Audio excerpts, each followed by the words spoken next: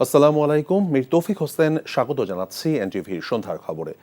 NBR চেয়ারম্যানের পদত্যাগের দাবিতে চলমান মার্চ টু এনবিআর এবং কমপ্লিট শাটডাউন কর্মসূচি অব্যাহত রাখার ঘোষণা দিয়েছে এনবিআর সংস্কার ঐক্য পরিষদ। সরকারের সঙ্গে আলোচনার জন্য প্রস্তুতি জানিয়ে তাদের দাবি মেনে নেয়ার আহ্বান জানান আন্দোলনকারীরা। এদিকে আন্দোলনের কারণে কাস্টমস, ভ্যাট এবং ট্যাক্স বিভাগের কার্যক্রম বন্ধ থাকায় আমদানি রফতানিতেও এর প্রভাব পড়ছে। আরাফাত ইসলামের রিপোর্ট। পূর্ব ঘোষণা অনুযায়ী রাজধানীর আগারগাঁওয়ে এনবিআর কার্যালয়ের সামনে অবস্থান নিয়ে কমপ্লিট শাটডাউন ও মার্চ টু এনবিআর কর্মসূচি পালন করেন সারা দেশ থেকে আগত রাজস্ব খাতের কর্মকর্তা কর্মচারীরা। এ সময় এনবিআর এর 2 গেটের প্রবেশ পথ বন্ধ থাকায় কার্যত অবরুদ্ধ হয়ে পড়ে এনবিআর কার্যালয়। ব্যানার, প্ল্যাকার্ড হাতে স্লোগান দিয়ে এনবিআর চেয়ারম্যানের অপসারণ দাবি করেন আন্দোলনকারীরা। আমরা এখন সর্বশেষ অবস্থান হচ্ছে আমাদের চেয়ারম্যান স্যারের পদত্যাগ। যেখানে ফিসকাল ইয়ারের শেষ পর্যায়ে যেখানে আমরা রাজস্ব আহরণে নিজেদেরকে নিয়োজিত রাখবো, দেশের জন্য আমরা কাজ করব, ঠিক সেই মুহূর্তে জাতীয় রাজস্ব বোর্ডের চেয়ারম্যান আমাদেরকে একটা আন্দোলনের মধ্যে, একটা যুদ্ধের মুখে ঠেলে দিয়েছেন। আমাদের পক্ষ থেকে দাবি এখন একটাই, যৌক্তিক রাজস্ব সংস্কার বাস্তবায়ন করতে হবে। জাতীয় রাজস্ব বোর্ডের চেয়ারম্যান আব্দুর রহমান খানকে অপসারণের মধ্য দিয়ে এই যৌক্তিক সংস্কারের শুরু করতে হবে। দাবি আদায় না হওয়া পর্যন্ত আন্দোলন চালিয়ে যাওয়ার কথা বলেন ঐক্য পরিষদের নেতারা। এনবিআর সংস্কার ঐক্য পরিষদ কর্তৃক ঘোষিত 28 জুন 2025 খ্রিস্টাব্দ তারিখ থেকে ট্যাক্স, কাস্টমস ও ভ্যাট বিভাগের সকল দপ্তরে লাগাতার কমপ্লিট শাটডাউন যথারীতি চলবে। এছাড়াও 29 জুন 2025 খ্রিস্টাব্দ তারিখে সারা দেশের ট্যাক্স, কাস্টমস ও ভ্যাট বিভাগের সকল দপ্তর থেকে এনবিআর অভিমুখে শান্তিপূর্ণ মার্চ টু এনবিআর কর্মসূচিও যথারীতি পালিত হবে। আমরা আবারও বলছি যে আলোচনা আমাদের 1 তারিখে হবে, কোনো সমস্যা নাই, কিন্তু এর আগেই যদি আমরা 1 তারিখে, জুলাই মাস 1 তারিখ, তো তার আগেই যদি ওনার পদত্যাগ হয় তাহলে আমাদের যাত্রাটা শোভন হয়। শুধু ব্যবসায়ী মহল যখন এই ফ্যাসিস্টের সহযোগিতা করার জন্য বলেন অথবা ওনাদের পক্ষে কথা বলেন, তখন আমাদের কষ্ট লাগে। এদিকে আন্দোলনের কারণে কাস্টমস কার্যালয় খোলা থাকলেও কোনো কার্যক্রম চলেনি বন্দরগুলোতে, ফলে আমদানি রপ্তানির শুল্কায়ন হয়নি। তবে আন্তর্জাতিক যাত্রী সেবা কার্যক্রম চালু রয়েছে। আরাফাত ইসলাম, এনটিভি নিউজ, ঢাকা। জাতীয় রাজস্ব বোর্ড এনবিআর কর্মকর্তাদের ডাকা কমপ্লিট শাটডাউন কর্মসূচি অর্থনীতির জন্য আত্মঘাতী সিদ্ধান্ত জানিয়ে উদ্বেগ প্রকাশ করেছেন ব্যবসায়ী নেতারা। তারা বলছেন, আন্দোলনের কারণে প্রতিদিন রফতানি বাণিজ্যের ক্ষতি হচ্ছে 2,500 কোটি টাকারও বেশি। দুপুরে রাজধানীর একটি হোটেলে আয়োজিত যৌথ সংবাদ সম্মেলনে ব্যবসায়ী নেতারা শঙ্কা প্রকাশ করেন, সংকটের এখনই সমাধান না হলে অনেক শিল্প প্রতিষ্ঠান দেউলিয়া হয়ে যেতে পারে। সেলিম মালিকের রিপোর্ট। বর্তমান এনবিআর ভেঙে রাজস্ব নীতি এবং ব্যবস্থাপনা বিভাগ করাকে কেন্দ্র করে সংস্থাটির কর্মকর্তাদের গেল 1 মাসের বেশি সময়ের আন্দোলনে কী ধরনের ক্ষতির সম্মুখীন হয়েছে দেশের ব্যবসা বাণিজ্য, এ নিয়ে নিজেদের অবস্থান তুলে ধরতে দেশের প্রধান বাণিজ্য সংগঠনগুলোর এই যৌথ সংবাদ সম্মেলন। সংগঠনগুলোর নেতারা জানান, আন্দোলনের কারণে ব্যবসা বাণিজ্যের পাশাপাশি অর্থনীতিও পিছিয়ে যাচ্ছে। সৃষ্ট জটিলতার কারণে কিছু কিছু বায়ার ইতিমধ্যে এয়ার শিপমেন্ট ও রপ্তানি আদেশ বাতিলের হুমকি দিয়েছে। পাশাপাশি পোর্ট ড্যামারেজ নির্ধারিত রেটের 4 গুণ হারে পরিশোধ করতে হচ্ছে। প্রতিদিন হলো 2,500 থেকে 2,600 কোটি টাকার মতো, এটা বলা যাবে না যে ক্ষতি হচ্ছে, ডিস্ট্রাকশন হচ্ছে, এবং এটা যে রিকারিং এফেক্ট সেটা হলো এনার্মাস। এনবিআর কর্মকর্তারা বেসরকারি প্রতিষ্ঠানের শ্রমিকদের মতো আন্দোলন করতে পারেন না জানিয়ে তাদের সমালোচনাও করেন ব্যবসায়ী নেতারা। বাস্তবতা হলো যে আমরা তাদের কাছে জিম্মি। আজকে যেটা আপনারা লক্ষ্য করছেন এটা কিছুই না, এটা অ্যাকচুয়ালি ক্ষমতার একটা বন্টন নিয়ে ঝগড়া হচ্ছে, টাকা পয়সার বন্টন নিয়ে ঝগড়া হচ্ছে। মাঝপথে আমরা হচ্ছে বিপদগ্রস্ত। এরা সারা জীবন আমাদেরকে জ্বালাইছে, এখন সরকারকে জ্বালাইতেছে, এখন পুরো জাতিকে জ্বালাবে। এমন বাস্তবতায় দ্রুত সংকট নিরসনে সব পক্ষকে নিয়ে আলোচনায় বসার আহ্বান জানান তারা। আমাদের পিঠ দেওয়ালে থেকে যাচ্ছে, এবং সেখানে আমাদের পিঠ থেকে যাওয়া অর্থ দেশের অর্থনীতির পিঠ থেকে যাবে। অ্যাজ সাচ আমার কাছে মনে হয় যে এই জিনিসটা should be taken with all priority on war footing. তবে কর্মকর্তাদের দাবির প্রেক্ষিতে এনবিআর চেয়ারম্যানকে অপসারণের বিপক্ষে অবস্থানের কথা জানানো হয় যৌথ সংবাদ সম্মেলন থেকে। জাতীয় রাজস্ব বোর্ডের চেয়ারম্যানের অপসারণ কোনো মতেই কাম্য নয় এবং তা কোনো প্রকার সফলতা নিয়ে আসবে বলে আমরা মনে করি না। সেলিম মালিক, এনটিভি নিউজ, ঢাকা। সংখ্যানুপাতিক পদ্ধতিতে জাতীয় নির্বাচনের দাবিতে ইসলামী দলগুলো আগামীতে মাঠে থাকবে বলে জানিয়েছেন ইসলামী আন্দোলনের চেয়ারম্যান সৈয়দ মোহাম্মদ রেজাউল করিম। এ দাবির প্রতি সায় দিয়ে বাংলাদেশ জামায়াতে ইসলামীর সেক্রেটারি মিয়া গোলাম পারোয়ার বলেছেন, বর্তমান সরকার নিরপেক্ষতা হারিয়েছে। রাজধানীর সোহরাওয়ার্দী উদ্যানে ইসলামী আন্দোলনের মহাসমাবেশে তারা এসব কথা বলেন। নিয়ামুল আজিজ সাদেকের রিপোর্ট। দীর্ঘদিনের বৈরী জামায়াতের সঙ্গে একই মঞ্চে ইসলামী আন্দোলন বাংলাদেশ।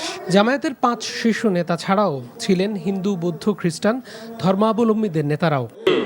সংস্কার, বিচার, বিয়ার, আসলে আমরা এই সমস্ত ওয়ার্ডের বিশ্লেষণ প্রয়োজন। ইসলামী আন্দোলনের চেয়ারম্যান সংখ্যানুপাতিক পদ্ধতিতে নির্বাচনের দাবি তোলেন। তার এই বক্তব্য এনসিপি, গণ অধিকার পরিষদ, ইসলামী ঐক্যজোট, জামায়াত সহ সব দলগুলো সমর্থন জানায়।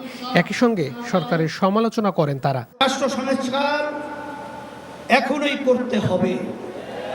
পতিত স্বৈরতন্ত্রের সাথে জড়িতদের বিচার করতে হবে। আরেকটা কথা স্পষ্ট ভাষায় বলে দিতে চাই, পিআর পদ্ধতিতে নির্বাচন আয়োজন করার কোনো বিকল্প নাই। মহাসমাবেশে যোগ দিয়ে তীব্র গরম উপেক্ষা করে দলীয় প্রতীক হাত পাখা নিয়ে আগেভাগেই সমাবেশ স্থলে যান অসংখ্য নেতাকর্মী। আগামী বাংলাদেশের সংসদে আমরা যদি আসলে জনগণের প্রতিনিধিত্ব চাই, তাহলে আগামীতে এই পিআর নিয়ে আমাদের আরো জোরসোরে ভাবতে হবে। এই পিআর পদ্ধতি তাদের এজেন্ডায় বাদ দিয়ে তারা ঘুরাই দিল। পিআর থেকে উচ্চকক্ষ নিম্নকক্ষ চলে গেল। উচ্চকক্ষ নিম্নকক্ষ হবে নাকি সমগ্র নির্বাচন পিআরের ভিত্তিতে হবে, সেটি রাজনৈতিকভাবে আগে ঐক্যমতে পৌঁছাতে হবে। জামায়াতের কেন্দ্রীয় নেতৃবৃন্দ বলেন, বিভেদ ভুলে ইসলামী দলগুলোর একই প্ল্যাটফর্মে আসা ঐতিহাসিক। আপনি জাতির কাছে, জাতির উদ্দেশ্যে ভাষণে একটা কথা বলবেন, being a head of the government একটা কথা বলবেন, রাষ্ট্রীয় টেলিভিশনে একটা কথা বলবেন, কোন একটা দলের কাছে আলোচনায় গিয়ে সে কথা আপনি ভুলে যাবেন। এটা নিরপেক্ষতা ভঙ্গ হয়েছে। আমি মনে করি চরমনার পীর সাহেব সেই চেষ্টার ক্ষেত্রে একটি গুরুত্বপূর্ণ ঐতিহাসিক উদারতা, অবদান, মহব্বত রেখে ইতিহাসের একটি স্রষ্টা হয়ে তিনি থাকলেন। যদি সংস্কার বিচার না হয়, আগের মতো নির্বাচন হয়, এই নির্বাচন জনগণ গ্রহণ করবে না ইনশাআল্লাহ। পিআর সিস্টেমের যে কথা সবাই বলেছেন, আমরাও বলছি, জনগণও বলছে। আগামী দিনে ইসলামী দলগুলোর জোট গঠনের ইঙ্গিত দিয়ে জুলাই সনদ, জুলাই গণহত্যাকারীদের বিচার দাবিও তোলেন বক্তারা। Niamul Aziz Sadek, NTV news, Dhaka. সংখ্যানুপাতিক এবং স্থানীয় সরকার নির্বাচনের দাবিকে জাতীয় নির্বাচন পেছানোর ষড়যন্ত্র বলে মনে করছে বিএনপি, এমন মন্তব্য করেছেন দলটির স্থায়ী কমিটির সদস্য সালাউদ্দিন আহমেদ। সন্ধ্যায় আন্তর্জাতিক মাতৃভাষা ইনস্টিটিউটে যুদ্ধের ময়দান থেকে রাষ্ট্রের প্রধান জিয়াউর রহমান শীর্ষক স্মারক প্রকাশনা এবং আর্কাইভ উন্মোচন অনুষ্ঠান শেষে প্রশ্নের জবাবে তিনি কথা বলেন। জানান, যে কোনো দল সংখ্যানুপাতিক চাইতেই পারে, কিন্তু কমিশনে আলোচনায় এ বিষয়ে কোনো ঐক্যমত্য পায়নি বিএনপি। বাংলাদেশের বাস্তবতায় সংখ্যানুপাতিক পদ্ধতি উপযুক্ত নয়, তাই বিএনপি এটা প্রত্যাখ্যান করেছে বলে মন্তব্য করেন তিনি। বলেন, মানুষ জাতীয় নির্বাচনের জন্য ঐক্যবদ্ধ আছে, তবে স্থানীয় নির্বাচনের জন্য নয়।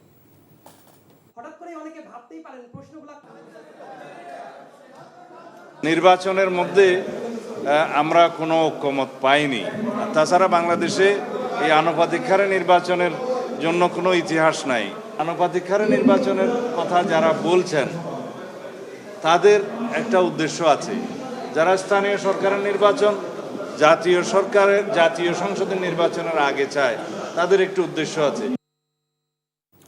স্বাধীন কমিশন গঠনের মাধ্যমে ৭১ টিভি সহ গণমাধ্যমে থাকা স্বৈরাচারের দোষরদের দ্রুত বিচারে আওতায় আনার দাবি জানিয়েছেন জাতীয় নাগরিক পার্টির মুখ্য সমন্বয়কারী নাসিরউদ্দিন পাটোয়ারি।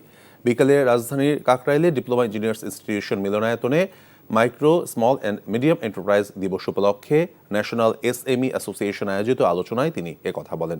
৭১ টিভির প্রতিষ্ঠা বার্ষিকী উপলক্ষে দেয়া শুভেচ্ছা বাণীর জন্য ক্ষমা চান তিনি। আগামী নির্বাচনে জাতীয় নাগরিক পার্টি বিজয়ী হয়ে সরকার গঠন করবে বলেও আশা প্রকাশ করেন তিনি।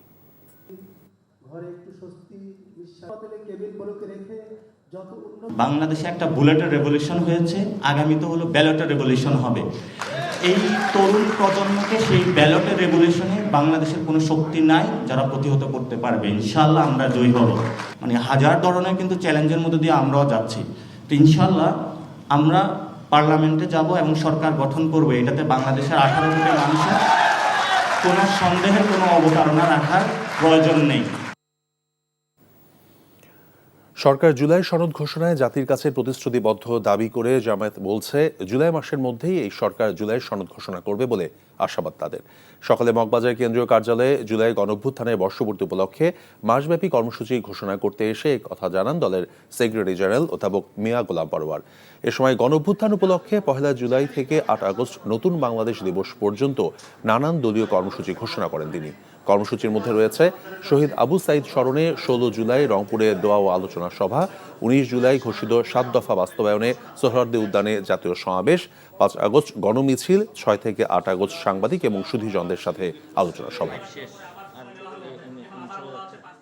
এই ইতিহাস, এই স্মৃতি, এই অভ্যুত্থানে যারা অসাধারণ অবদান রেখেছেন, যারা জীবন দিয়েছেন, রক্ত দিয়েছেন, আহত হয়েছেন, মেধা, শ্রম, চিন্তা, দেশে বিদেশে নারী, পুরুষ, শিশু, সকল শ্রেণী পেশার সব স্তরের মানুষের একটা সার্বজনীন আন্দোলনের মধ্য দিয়ে কিন্তু এই জাতির এই পরিবর্তনটা রাজনৈতিকভাবে ঘটেছে। আশা করি এই মাসব্যাপী কর্মসূচি এই জাতিকে আবার নতুন চেতনায়, জুলাইয়ের অভ্যুত্থানের চেতনাকে লালন করে এগিয়ে চলার জন্য আরো অনুপ্রাণিত করবে, আরো সংগঠিত করবে। আগামী আগস্ট থেকে ঢাকা দক্ষিণ সিটির পল্টন, ধানমন্ডি এবং উত্তর সিটির উত্তরায় প্রাথমিকভাবে বুয়েটের তৈরি 3 চাকার ব্যাটারি চালিত ই রিক্সা চলবে বলে জানিয়েছেন স্থানীয় সরকার, পল্লী উন্নয়ন এবং সমবায় উপদেষ্টা আসিফ মাহমুদ সজীব ভুইয়া। সকালে ঢাকা উত্তর সিটি কর্পোরেশনের নগর ভবনে সিটি কর্পোরেশন এলাকায় 3 চাকার ব্যাটারি চালিত রিক্সা চালকদের প্রশিক্ষণ প্রদানের লক্ষ্যে মাস্টার ট্রেনারদের প্রশিক্ষণ কর্মসূচির উদ্বোধন অনুষ্ঠানে তিনি কথা বলেন। তিনি বলেন, ঢাকা শহরের অনিয়ন্ত্রিত রিক্সা একটি দীর্ঘদিনের সমস্যা, তাই নিরাপদ বাহন হিসেবে রিক্সাকে তৈরি করতে এই উদ্যোগ নেওয়া হয়েছে। বলেন, নতুন ই রিক্সার ক্ষেত্রে লাইসেন্সের ব্যবস্থা থাকবে, যা হবে অনলাইনের মাধ্যমে। এছাড়া রিক্সায় QR কোড থাকবে বলেও জানান উপদেষ্টা।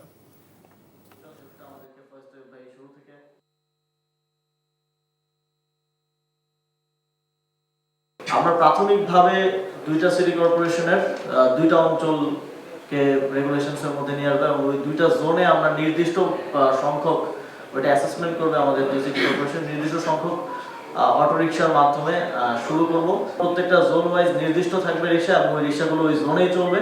এটার এখন যে তথাকথিত অবৈধ বলে তাদের উপর বিভিন্নভাবে নিপীড়ন করা হয়, ঘুষ চাওয়া হয়, শাস্তিমূলক ব্যবস্থা যাওয়া হয়, এটা এই আর থাকবে না। ডেঙ্গুতে আক্রান্ত হয়ে সারা দেশে সবশেষ 24 ঘন্টায় একজনের মৃত্যু হয়েছে। একই সময়ে ডেঙ্গু আক্রান্ত 262 জন হাসপাতালে ভর্তি হয়েছেন। আর করোনা ভাইরাসে আক্রান্ত হয়ে সবশেষ 24 ঘন্টায় 2 জনের মৃত্যু হয়েছে। আজ স্বাস্থ্য অধিদপ্তরের আলাদা বিজ্ঞপ্তিতে এই তথ্য জানানো হয়। এদিকে রাজধানীর ডিএনসিসি ডেডিকেটেড কোভিড হাসপাতালে ঘুরে দেখা যায় ডেঙ্গু এবং করোনা ভাইরাসে আক্রান্ত হয়ে প্রতিদিনই আসছেন নতুন রোগী। হাসপাতালটির পরিচালক জানান, পরিস্থিতি এখনও নিয়ন্ত্রণে রয়েছে, তবে জনসাধারণকে সতর্ক থাকার পরামর্শ দেন তিনি। বলেন, ডেঙ্গু থেকে বাঁচতে মশারি ব্যবহার সহ জমা পানি ফেলে দিতে হবে। এছাড়া করোনা ভাইরাস থেকে সুরক্ষিত থাকতে মেনে চলতে হবে যথাযথ স্বাস্থ্যবিধি।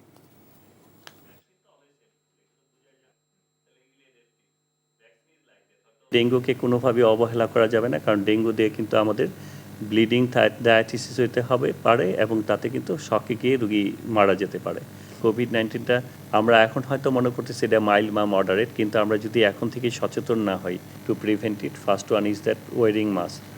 আমরা কোনো জনসমক্ষে বা খুব ভিড়ভাট্টায় গেলে তখন কিন্তু মাস্ক পরিধান করব এবং যারা আদার পিপুল থেকে অ্যাটলিস্ট 3 feet অ্যাওয়ে থাকবো।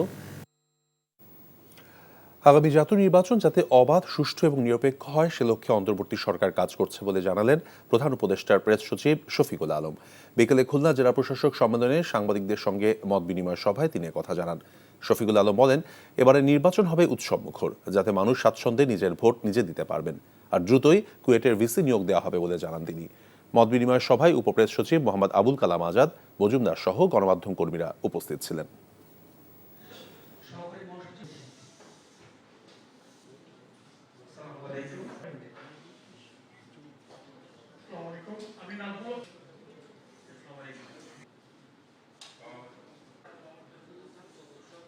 আপনি যদি শেখ হাসিনার চুরিকে মডেল ভাবেন তাহলে তো আর হয় না।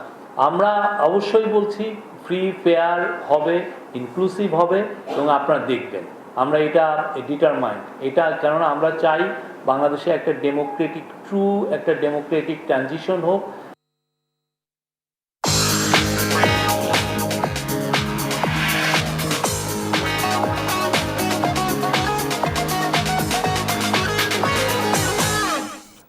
মার্কেন্টাইল ব্যাংক অর্থনীতির খবর। চট্টগ্রাম বন্দরের টার্মিনাল বিদেশের কাছে ইজারা দেওয়ার মতো দেশবিরোধী কর্মকাণ্ড অচিরেই বন্ধ করার দাবি জানিয়েছে সিপিবি। না করলে আন্দোলনের হুঁশিয়ারি দিয়েছেন দলের সভাপতি রুহিন হাসান প্রিন্স। সন্ধ্যায় চট্টগ্রাম বন্দর ভবনের সামনে রোড মার্চ শেষে সমাবেশে একথা বলেন তিনি। ঢাকা থেকে শুরু হওয়া রোড মার্চটি বিকেলে চট্টগ্রামে পৌঁছায়। সাম্রাজ্যবাদ বিরোধী দেশপ্রেমিক জনগণ ব্যানারে বিভিন্ন বাম রাজনৈতিক দলের নেতাকর্মীরা রোড মার্চে অংশ নেন। পরে বন্দর ভবনের সামনে অনুষ্ঠিত সমাবেশে বক্তারা বর্তমান সরকারের সমালোচনা করে বলেন, নির্বাচন সামনে রেখে বিভিন্ন ক্ষেত্রে সংস্কার করার কথা, কিন্তু বন্দর নিয়ে কোনো রকম সংস্কার কর্মসূচি না থাকার পরেও বর্তমান সরকার বন্দর ইজারা দেওয়ার তৎপরতা চালাচ্ছে। এ ব্যাপারে দেশপ্রেমিক জনগণ কোনো রকম আপোষ করবে না বলে জানান তারা।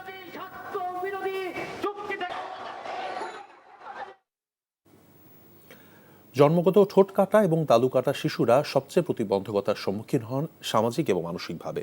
এই সংকট থেকে মুক্তি চায় কোমলমতি শিশুরাও। আর এতে বেশি আক্রান্ত সমাজের নিম্নবিত্ত পরিবারের শিশুরা। চিকিৎসকদের মতে অপুষ্টি, ভাইরাস এবং পরিবেশগত কারণে এই রোগ হয়ে থাকে। তবে সঠিক চিকিৎসায় ভালো হয়। আবির আহমেদের রিপোর্ট। জন্মগতভাবেই ঠোঁটকাটা রোগে ভুগছেন 14 বছর বয়সী নাজমুল ইসলাম। বাবা মায়ের একমাত্র আদরের সন্তান, কিন্তু ঠোঁটকাটার কারণে তেমন কেউ তার বন্ধু হতে চায় না। বেশিরভাগ সময় কাটে ঘরের ভেতরে। স্কুলে গেলেও হীনমন্যতায় ভোগে সে, এমনকি উপহাসেরও শিকার হতে হয় তাকে। তাই কিভাবে এই অবস্থা থেকে মুক্তি মিলবে, সেই প্রত্যাশা ছিল দীর্ঘদিনের। আজকে একটা অপারেশন করবো, নতুন জীবন পাবো, ভালো লাগছে। ও মানে অনেক উৎসাহিত যে ওর সার্জারি, এখনো মুখটা ঠিক করাইলাম না, এতে ওর মন খুব খারাপ থাকতো। এখন সার্জারির কথা শুনে ও অনেক খুশি হয়েছে। একই রোগে আক্রান্ত 15 মাস বয়সী শিশু সাইমুন সাদিক। বাবা কৃষিজীবী, কোনো রকমে সংসার চলে। তাই 1.5 থেকে 2.5 লাখ টাকা খরচ করে রোগটির ব্যয়বহুল চিকিৎসা করানোর মতো সচ্ছলতাও নেই। তাই সন্তানের ভবিষ্যৎ নিয়ে দুশ্চিন্তায় ছিলেন তার বাবা মা। তবে বিনা খরচে চিকিৎসার মাধ্যমে সন্তানের স্বাভাবিক জীবনে ফেরার সুযোগে খুশি তারা। ভালো লাগছে, সবকিছু ভালো লাগছে। বিনামূল্যে আমরা চিকিৎসা পাচ্ছি। মানে টাকা আমরা অনেক গরিব মানুষ, টাকা তো লাগতেছে না, এই জন্য আমরা অনেক সুবিধা পাচ্ছি। রাজধানীর ফুলবাড়িয়ার সরকারি কর্মচারী হাসপাতালে সাজেদা ফাউন্ডেশনের সহযোগিতায় নাজমুল, সাইমুনদের মতো প্রায় 70 জনকে বিনামূল্যে চিকিৎসার সুযোগ করে দিয়েছে স্মাইল এশিয়া। একেবারেই দরিদ্র মানুষ, বিশেষ করে তাদের ক্ষেত্রেই ফ্রি এটা করাই দিতে পারি, তাহলে তারা উপকৃত হবে। এমন প্রায় 100 রোগীকে বিনামূল্যে চিকিৎসা দেওয়ার কথা রয়েছে। চিকিৎসকরা জানান, বাচ্চা মায়ের পেটে থাকার সময় ভাইরাস সংক্রমণ বা পুষ্টিগত কারণে ঠোঁটকাটা ও তালুকাটা রোগে আক্রান্ত হয় নবজাতক। দেশি বিদেশি ডাক্তাররা তাদের চিকিৎসায় যুক্ত হয়েছেন। এই ধরনের বাচ্চাদের চিকিৎসা আছে, সার্জিক্যাল ট্রিটমেন্ট এবং ফ্রি সার্জারি আমরা দেওয়ার চেষ্টা করি সবাইকে। প্রতি বছর এরা আসবে আর কি। সো উই আর হ্যাপি যে আমরা আমাদের আন্ডার প্রিভিলেজ বাচ্চাদের জন্য এই সার্ভিসটা দিতে পারছি। বিদেশি সার্জনদের সাথে কাজ করে অ্যাকচুয়ালি ছোটোখাটো জিনিস, সার্জিক্যাল জিনিস না হলে অনেক কিছু শেখার আছে। আমরা 7 জন ডাক্তার এই মিশনে কাজ করছি। 7মবারের মতো আমরা বাংলাদেশে এসেছি। এটি অব্যাহত থাকবে। আমরা চাই যে সকল শিশু ঠোঁট কাটা রোগে ভুগছেন তাদের সবার মুখে হাসি ফোটাতে। বিশ্ব স্বাস্থ্য সংস্থার তথ্যমতে বিশ্বে প্রতি 700 শিশুর মধ্যে একজন ঠোঁট ও তালুকাটা নিয়ে জন্ম নেয়। বাংলাদেশে প্রতি বছর 5000-এরও বেশি শিশু এই রোগ নিয়ে জন্মগ্রহণ করে, যাদের মধ্যে চিকিৎসা পায় মাত্র 1000 শিশু। আবির আহমেদ, এনটিভি নিউজ, ঢাকা।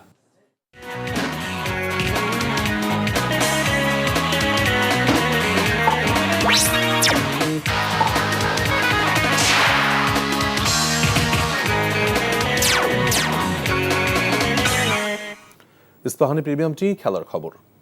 অভিমান নয়, দলের ভালোর জন্যই টেস্টের নেতৃত্ব ছাড়ার ঘোষণা শান্তর। মান অভিমান কিংবা ব্যর্থতা নয়, দলের ভালোর জন্যই বাংলাদেশ টেস্ট দলের নেতৃত্ব ছেড়েছেন নাজমুল হোসেন শান্ত। কলম্বো টেস্ট শেষে সংবাদ সম্মেলনে নিজেই এই ঘোষণা দেন। 3 ফরম্যাটে 3 অধিনায়ক থাকলে দলের জন্য সমস্যা হতে পারে বলেও মন্তব্য করেছেন শান্ত। অনূর্ধ্ব 18 এশিয়া কাপ হকিতে অংশ নিতে চলা নারী এবং পুরুষ দলের সদস্যদের অনুপ্রেরণা দিয়েছেন ফেডারেশন সভাপতি এবং বিমান বাহিনী প্রধান air chief marshal Hasan Mahmud Khan. এ সময় তিনি বলেছেন, শৃঙ্খলা বজায় রাখলে ভালো কিছু করা সম্ভব। চীনের ডংজুতে আগামী 3 থেকে 13 জুলাই অনুষ্ঠিত হবে এশিয়ার বয়সভিত্তিক হকির আসর। রাজধানী বিমান বাহিনীর ফ্যালকন হলে নারী এবং পুরুষ 2 বিভাগের জার্সি উন্মোচন করা হয়েছে এদিন। এ সময় গুরুত্বপূর্ণ নির্দেশনা দিয়েছেন ফেডারেশনের প্রধান। মে মাসের মাঝামাঝি থেকে বিকেএসপিতে অনুশীলন করেছে দুই দল। প্রস্তুতি নিয়ে সন্তুষ্ট কোচ এবং খেলোয়াড়রা। চীন, পাকিস্তান, শ্রীলঙ্কা এবং হংকং ছেলেদের প্রতিপক্ষ। মেয়েরা লড়বে জাপান, হংকং এবং উজবেকিস্তানের বিপক্ষে।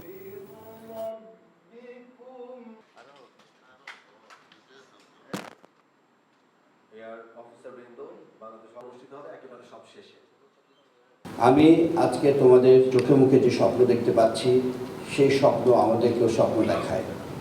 বিদেশের মাটিতে তোমরা বাংলাদেশের প্রতিনিধিত্ব করবে, তাই সবসময় শৃঙ্খলাবদ্ধ থাকতে হবে। মনে রাখবে, শৃঙ্খলাবদ্ধ থাকলেই সাফল্য আসবেই, সেটা কম হোক বা বেশি হোক, সেটা বড় কথা না। এই ছিল সন্ধ্যার খবরে। এই খবরের ভিডিও সহ আপডেট জানতে ভিজিট করুন এনটিভি অনলাইন www.ntvbd.com। এছাড়াও এনটিভির জনপ্রিয় সব অনুষ্ঠান এবং খবরের আপডেট জানতে ভিজিট করুন আমাদের ইউটিউব এবং ভেরিফাইড ফেসবুক পেজ। রাত 10:30টায় রাতের খবর দেখার আমন্ত্রণ রইল। ধন্যবাদ সবাই।